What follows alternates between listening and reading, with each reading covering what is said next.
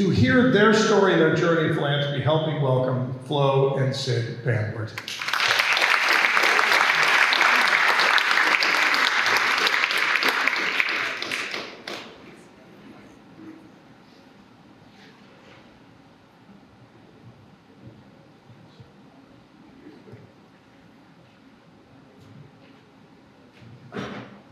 Wow, John, I'm not sure I even recognize the person you were describing. But what an honor to be here with all of you today.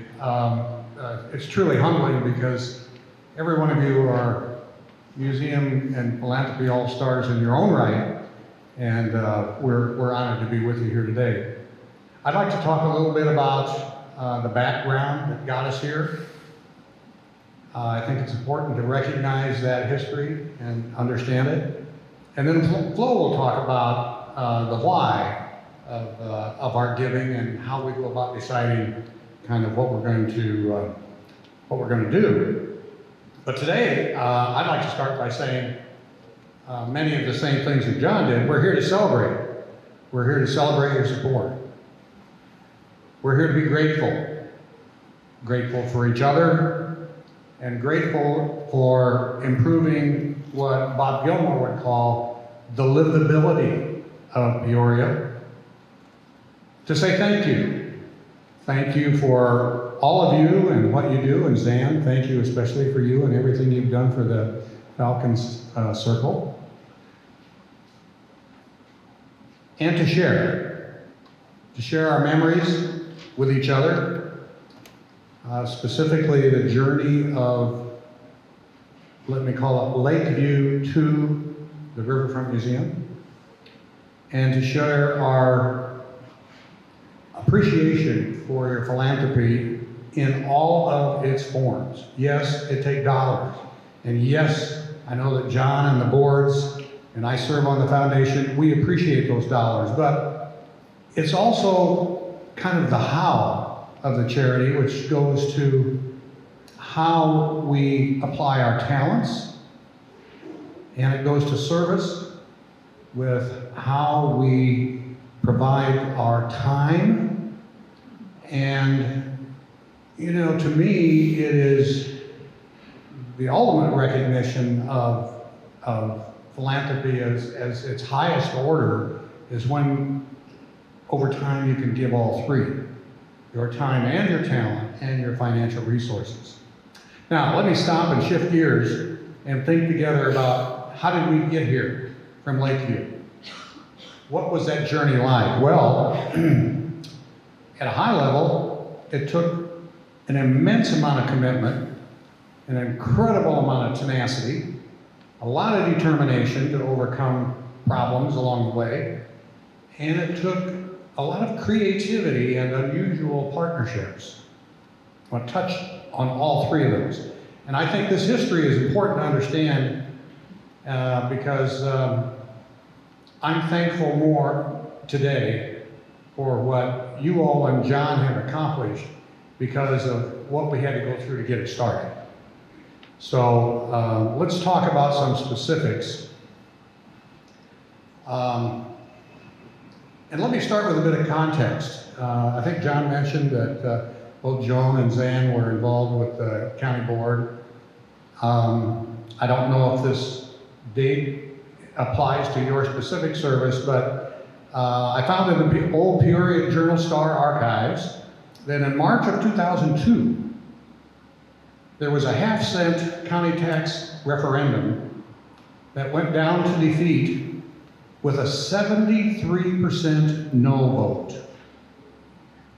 That's the context to start the period that we're going to talk about. Fast forward to 2005. I've got this hard hat here, and you can come and touch it and wear it later if you want. But it says October 10th, 2005, the Sears block demolition. I had the pleasure of wearing that hard hat that day, and I'll be happy to autograph for whoever would like to take it home. And we all felt pretty good about the Sears block demolition because we got rid of an eyesore, but we didn't have any funding to proceed with a new museum. 2 more years passed. Now it's 2007. A lot of plans got developed at Lakeview and at Caterpillar, but there was no more funding. So we're still dead in the water in 2007. And then a meeting I'll never forget. Ray LaHood called a meeting in his office at the federal court building right here in downtown. And everybody that was interested in getting some money from Ray was there. And he started out by saying, hey, look, there's too many requests for too many museums and support for too many other groups. And his challenge to all of us was, and I wish he were here today because maybe I'm glad he was not here today because I can't mimic Ray exactly, but remember how he'd always say, look at folks, I'm gonna say this as plain as I can. You all need to get together and collaborate. And so we did. And the Lakeview project turned into be a museum collaboration group. And it was a diverse group at that. Oh my goodness. It was Lakeview, of course, but it was also the Peoria Historical Society. And it was also the African American Hall of Fame. It was also the Nature Conservancy.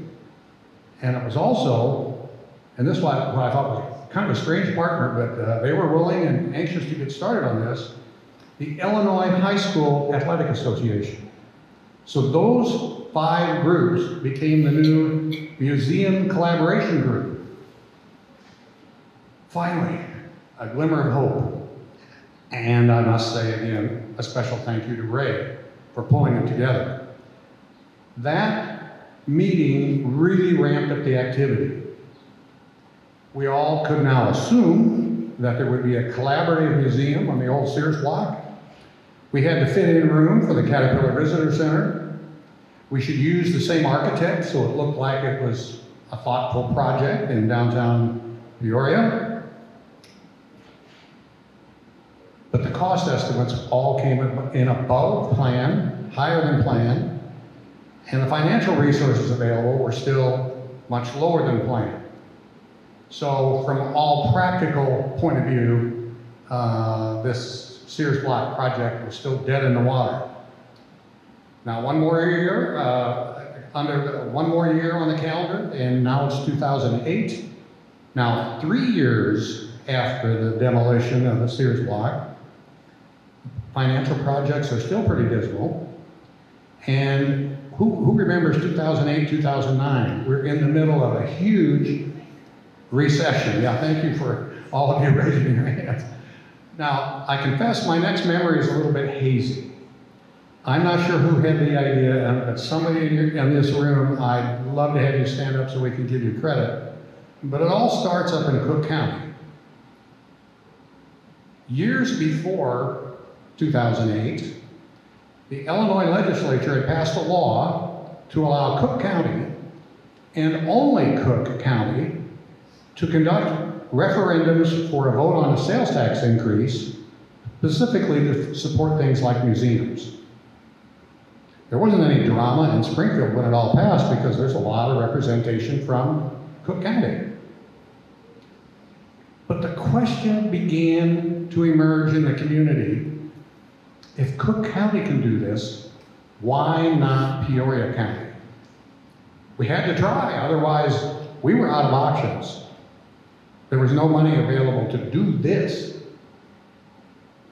And Zan and, oh my gosh, Jane, Joan. I'm sorry, Joan. People call her Florence all the time, you know. We had to try, otherwise we were out of options. But I do remember this, for both of you. We remember that the county board was very supportive. Not without some discussion, but it was very supportive. And I remember when Patrick came up with the suggestion that it be a 1/4 cent sales tax increase for 20 years, it got approved by the county board. So thank you for that in retrospect. That was really a key decision. Now here comes the long shot in Springfield. We were simply saying that it would be only fair to give Peoria County the same treatment as Cook County. Well, who are these downstate people anyway? And so our local representatives in Springfield all advised us to request that it be extended to all Illinois counties to give us some more bargaining power in Springfield. And so we did.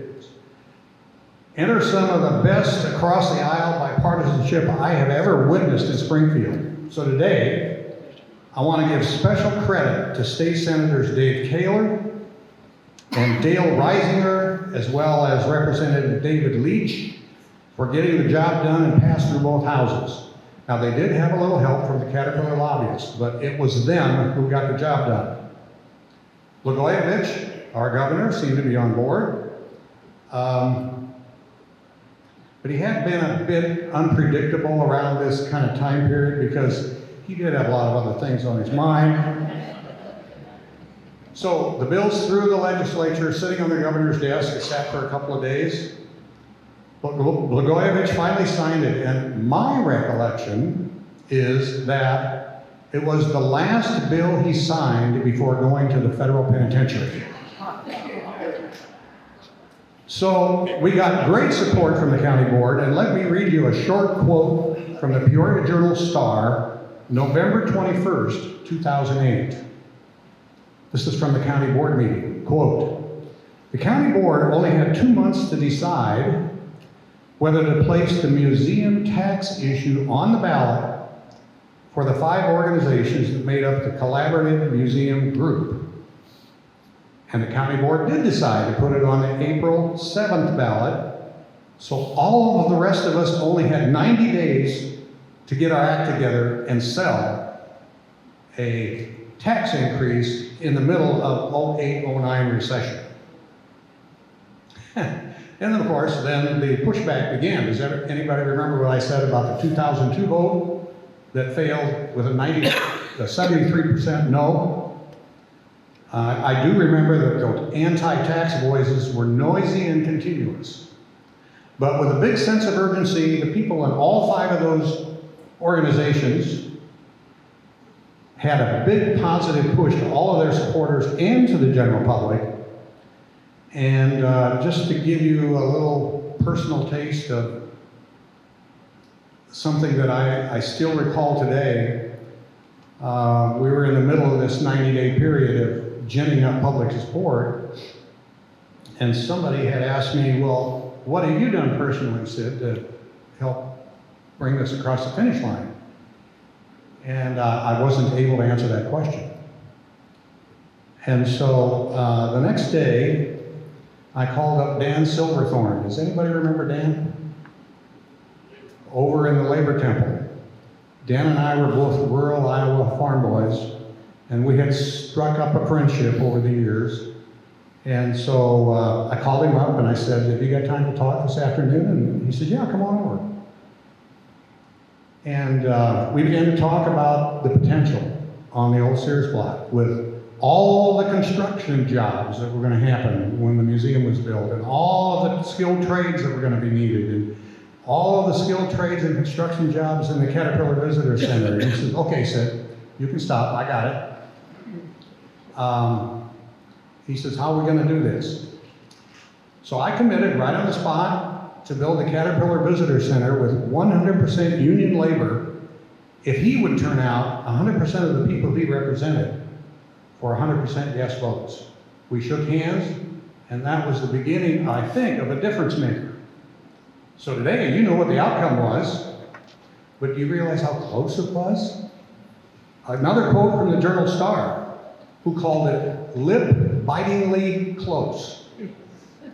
There were more than 30,000 votes cast, and we won by a margin of only 400. You know how many skilled trades guys worked in the unions with Dan? They made the difference. They made the difference. So we owe those skilled trades guys a big vote of gratitude in our minds, and every time you see somebody with a hard hat on, just think about how they helped us make this happen. They really did. Now, John has told many times about the county owning the museum. And now I hope you have a better appreciation of the rest of the story and what some of us went through and recall vividly to help make it happen. In closing, yes, Flo and I support the museum. It was all worth it, all the effort, all the time, never giving up 20 years ago. And it continues to be worth it today, and that's why you're here. It is worth it today. We're grateful for all of you, everyone who was involved in the beginning, for dreaming big enough to make a difference, and especially for coming up with an innovative way to get the museum built with the sales tax increase outside of Cook County. And finally, it's also fitting here today in this wonderful space to reflect some lessons we learned about charity from others. And some of the best advice I've ever received came from a gentleman you may know by the name of Bob Gilmore. Many years, Bob and I were talking privately about donating to this new museum.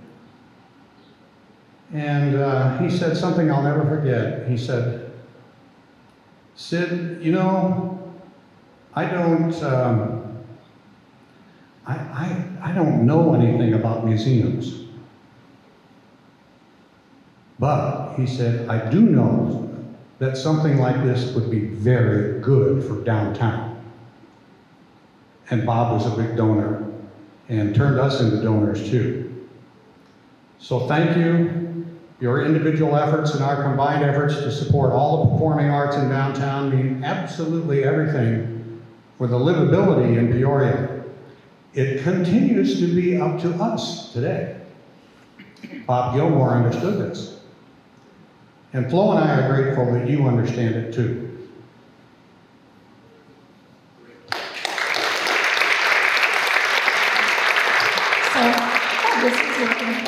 So you've heard Sid's story about the PRM's earliest beginnings and what prompted us to support the museum. Well, our story is probably no different than most all of you here in this room. It just sort of naturally evolved from our early membership in Lakeview Museum when we first came to Peoria in the 1960s. It's the same reason that we support the museum and other organizations in Peoria as it has been in the past and in all the other communities that we've called home. We ask ourselves a few questions. Does it make the community a better place to live? Does it inspire us? Does it improve everyone's quality of living? If the answer is yes, it deserves our support. Initially, it was the fine art that brought us to the museum. Today, it's everything, including the fine art, from the science exhibits to the folk art. Didn't we all love the Ken Burns quilt exhibit? And aren't we proud of the beautiful Center for American Decoys? And from the planetarium to the big screen theater, we love coming to the movies, especially the silent films. Don't forget to get your tickets. I think we still have a few left for the Lady Windermere's Fan on August 16th with the original score written by our own maestro, George Stelluto, the music director of the Peoria Symphony Orchestra. He's been working very hard on this, and performed by musicians from the symphony. We love the museum's prominent location in the center of our downtown. It serves as an important signal of our community's spirit and health. It's within walking distance to Caterpillar, the hospitals, and more. And it's mere blocks away from two major cultural organizations, making it easier to collaborate with the symphony and WTVP. We care about Central Illinois and how it looks to the eyes of visitors and those of us who live here. We want a community we can be proud of with amenities and services that reflect positively to outsiders as well as locals. A few weeks ago, we had some friends here from Denver, Colorado. After spending a good part of a day downtown enjoying the wonderful restaurants that we have here and showing them around the downtown, we spent a few hours here in the Riverfront Museum. They were enchanted with the Bronzeville to Harlem exhibit, and it just had to see every little detail that Preston Jackson had made. But they remarked that they could see why we enjoy being here, because Peoria has a lot to offer. It is great, but it requires an investment on our part if we want a healthy, safe city with a vibrant downtown. Our thriving arts community includes a successful public television station, a top-tier symphony orchestra, and a first-class museum. We have all of those things, and we can't imagine Peoria without them. But they can falter if there's no one to step up to support them. It takes continual vigilance and people willing to invest in them.